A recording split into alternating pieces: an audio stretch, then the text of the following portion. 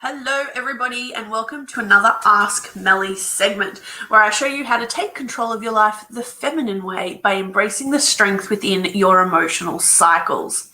Now, we had a great question last week about overwhelm. So this week we're looking at how to gain control when your emotions take over. Now, I really am excited to talk about this because as bright, sensitive, creative, spiritual women, we're very open to our emotions. They are the source of our creativity. They're the source of our empathic natures from a spiritual perspective. But sometimes they become overwhelming. There are so many emotions that we don't know how to cope. And that creativity, that empathicness becomes chaos. It becomes too much. And what I've found is that when that happens, it's like our emotions bubble up. It's like they just keep layering up until eventually they overflow. And usually it feels like they come out of nowhere. And that then leaves us feeling like we have no control over our emotions. Now, when this happens, it is actually called emotional regulation. It is something that some people really struggle with. And the more emotionally open they are, the more they tend to struggle with this. And I know from my own experiences, I really struggled with emotional regulation, and I'm seeing members of my family have the exact same issue. We are women who cry at everything. For instance, I was the woman who would be standing at the back of assembly watching my daughter get an award while she's dancing and laughing and carrying on stage, and I'm the blubbering mess at the back of the room. I could be watching a sitcom on TV and somehow I end up crying by the end of it. You name it, I've cried over it. But for me, overwhelm ends up being this highly exaggerated version of this. I've been able to put my overwhelm into the term of a tidal wave because for me, it feels like this huge mass of emotion that just completely overwhelms me. And because there are a lot of tears involved, it feels like this watery thing. So tidal wave is how I usually describe my emotional overwhelm. And like any tidal wave, it drowns everyone around me.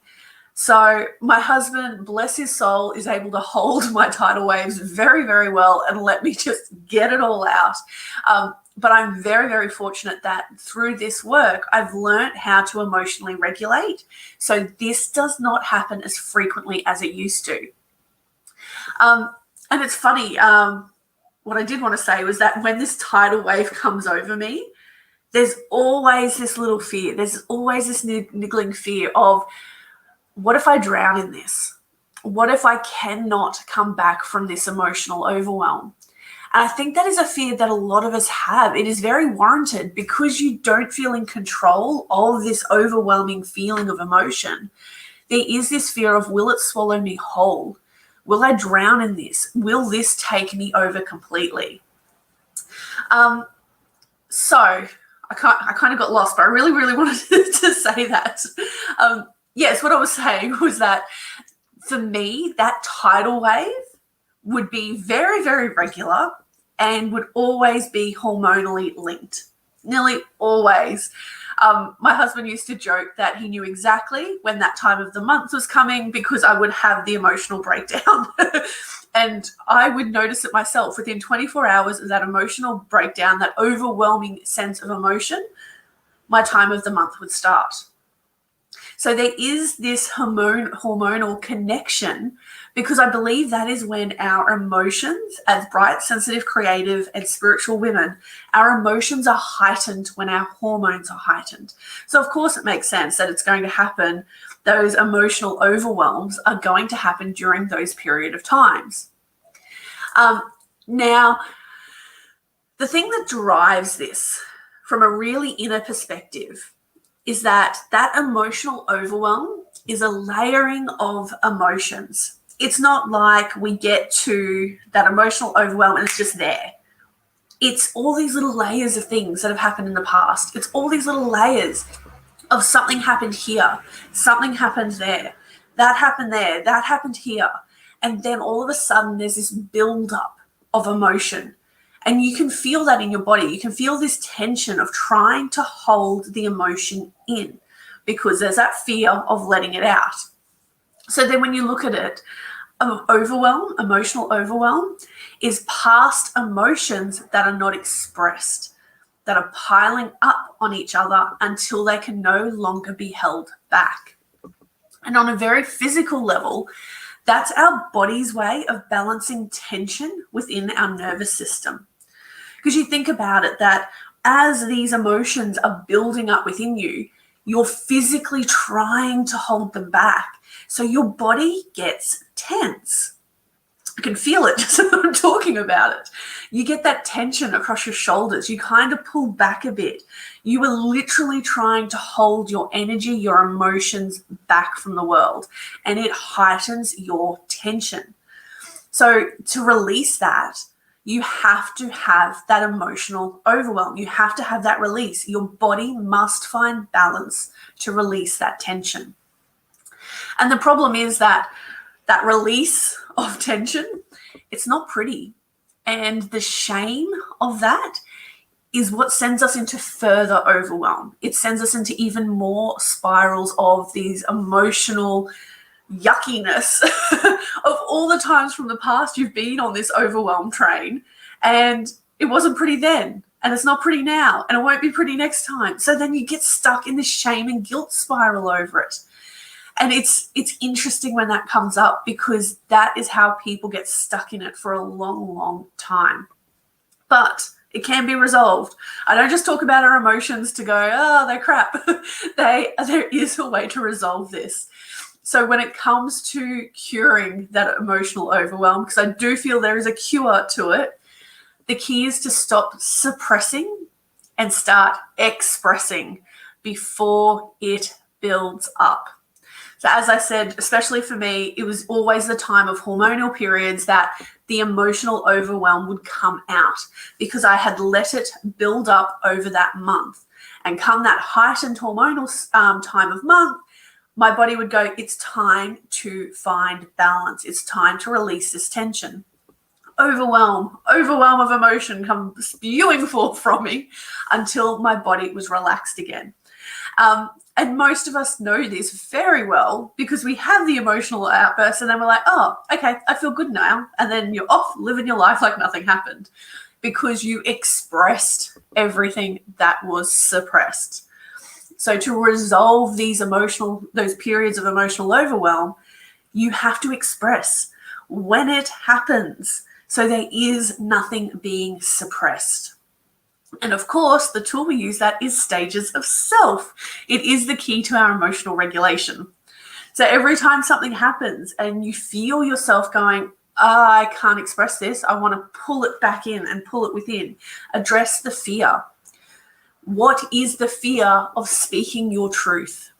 Address it, give it a name. And I find it's that whole Rumpelstiltskin thing, that once you name that fear, it loses power. So say you go to say something and then you're like, you feel yourself pulling it back. If you can go, I'm pulling it back because I'm afraid that they're not going to like what I have to say. All of a sudden you're like, oh, hang on a second. It's a fear of being received. The fear disappears very quickly then. And I love that it's so simple as acknowledging what that fear is. Because after that stage, we step into the second stage, which is forgiving yourself. Forgive yourself for having that fear in the first place. There is nothing wrong with being afraid of things. There is nothing wrong with having this fear there. What is wrong is letting that fear control your life. So once you've seen the fear, you've acknowledged it, you've forgiven yourself for having this fear, you move into self-belief. And in the example before of not expressing yourself, not speaking your truth, you forgive yourself for the fact that, yes, maybe the truth is going to hurt these people, that maybe they're not going to like the truth that you have to say. But then you find the self-belief. I am capable of speaking my truth. I can and will speak my truth, and I am able to do it in a soft enough way that it doesn't hurt others. Then you see the future possibilities of, well, what could those words be? maybe I could say it in this way. Maybe I could say it in that way. Maybe it's not going to hurt them at all. Maybe they're going to go, oh, I never saw it from that perspective. And it actually opens up a bigger conversation. After that, after you've seen those future possibilities, you get to step into action and do it. Speak your truth. And as they say, speak your truth even if your voice shakes. So once you can move through those 5 steps, with every single thing that happens, it becomes much, much easier to release your emotions as and when they happen. So there is no emotional overwhelm when you have those heightened periods. Now, what I've learned overall when it comes to applying this methodology is that overwhelm is the result of buildup. It's a buildup of suppressed emotions that are more easily tapped into during those heightened hormonal periods, such as monthly cycles, pregnancy, and even menopause. But without suppressed emotions, there's nothing to be overwhelmed by. We feel, we express, we move on. There is nothing left in there to be triggered, to be brought up when we are in those places. So if you want help understanding and moving through your emotions so you can take control of your life in the feminine way, then I invite you to explore the stages of self-range at mellys.com.au and join us next week as we look at empathic, how to support others and not take on their emotions. So next week is definitely going to be a good one, and I hope you can join me then. Love and kindness, everyone.